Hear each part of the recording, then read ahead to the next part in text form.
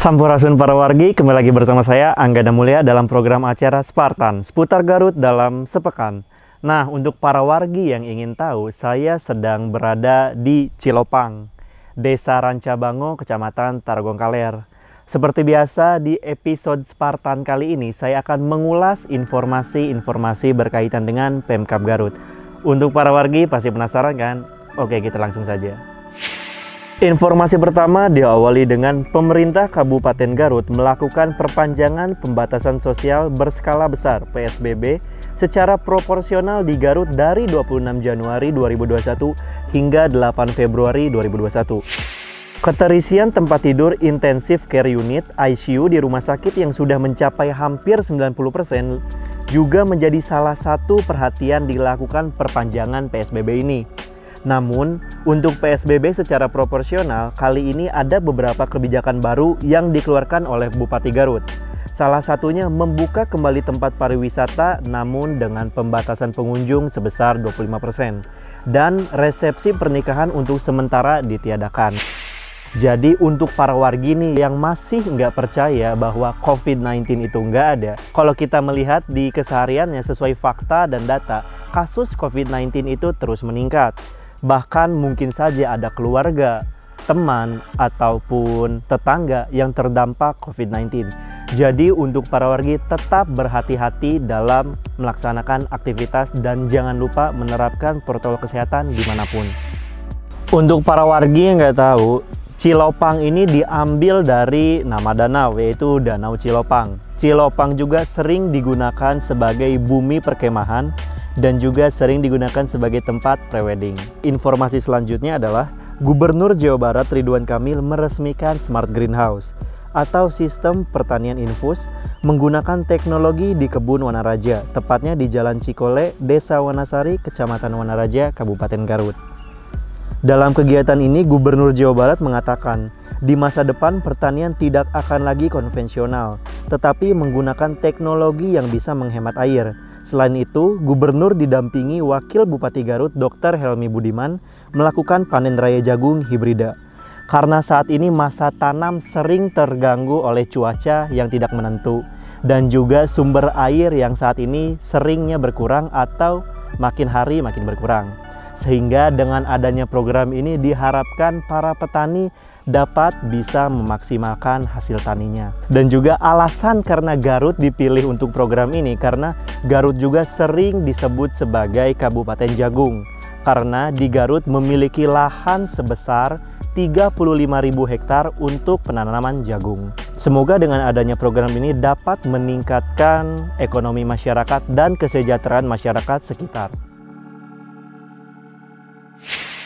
Informasi ketiga yaitu Bupati Garut Rudi Gunawan secara resmi mengumumkan Sekretaris Daerah Kabupaten Garut yang baru yaitu Nurdiniana. Nurdiniana merupakan asisten pemerintah umum dan Kesra Setda Kabupaten Garut. Sekda baru yang akan dilantik 1 Februari nanti akan menggantikan PJ Sekda Beni Bahtiar yang bertugas selama kurang lebih 1 bulan ini. Kita ketahui bahwa Pemkab Garut selama 8 bulan tidak memiliki Sekda. Dan akhirnya Pemkab Garut melakukan seleksi untuk memiliki atau untuk memilih Sekda baru. Sebelum mengisi Sekda baru, Bapak Nurdiniana sempat menjabat beberapa kali, yaitu sebagai Camat Garut Kota, Kadis Diskominfo, Asisten Pemerintah, dan Kesra. Semoga dengan terlantiknya Bapak Nurdiniana ini dapat menjadikan Garut lebih baik dan juga mendampingi Bupati dan Wakil Bupati Garut membawa Pemkab Garut lebih baik. Informasi keempat adalah Bupati Garut Rudi Gunawan melakukan monitoring infrastruktur baru di beberapa daerah seperti Jalan Cipanas Baru, Simpang Gobing, Margaluyu Leles, dan di Jalan Baru Cangkuang. Kabupaten Garut mendapatkan bantuan keuangan dari Provinsi Jawa Barat sebesar 39 miliar rupiah untuk pembangunan Jalan Lingkar Cipanas.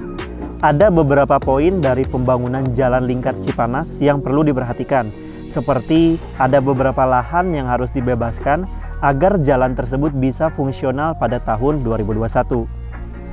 Setelah melakukan monitoring di Jalan Cipanas Baru, Bupati mengecek langsung Simpang Gobing yang seringkali terjadi banjir akibat luapan aliran drainase yang kurang dalam. Dalam hal ini pihaknya akan membangun saluran air sepanjang 1 km.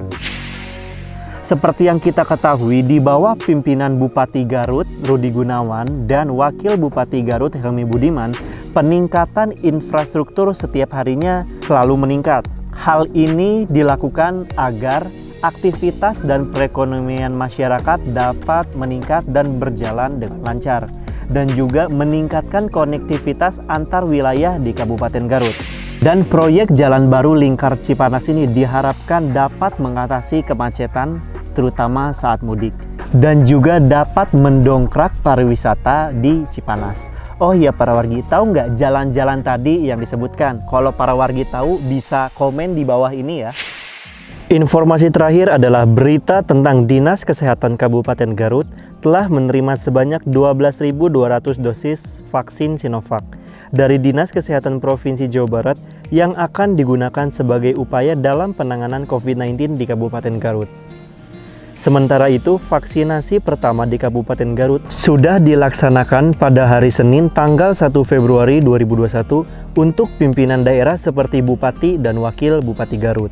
Selanjutnya, vaksinasi akan dilakukan untuk para tenaga kesehatan sebagai garda terdepan dalam penanganan COVID-19 di Kabupaten Garut. Nah, para wargi, dengan datangnya vaksin ke Garut ini diharapkan membawa angin segar, yaitu pandemi segera berakhir. Dan juga untuk para wargi yang mendapatkan notifikasi SMS Blast, diharapkan jangan takut untuk vaksinasi, karena vaksin ini sudah teruji BPOM dan MUI, sehingga dalam penggunaannya dijamin aman. Dan juga untuk para wargi, kan kita tahu bahwa vaksin ini ada 6. Nah, salah satunya Sinovac. Alasan Sinovac ini digunakan di Indonesia karena Sinovac menggunakan bakteri karena Sinovac ini menggunakan virus yang sudah dimatikan dan juga memiliki efektivitas yang besar, yaitu 65,3%. Tapi ingat ya para wargi, meskipun para wargi sudah melakukan vaksinasi, para wargi tetap harus menjalankan protokol kesehatan karena ada kemungkinan kecil para wargi terkena COVID-19. Kabar tadi sekaligus menutup acara kita hari ini. Untuk para wargi, jangan lupa follow akun sosial media kami di bawah ini. Saya Anggana Mulia, Spartan, seputar Garut dalam sepekan.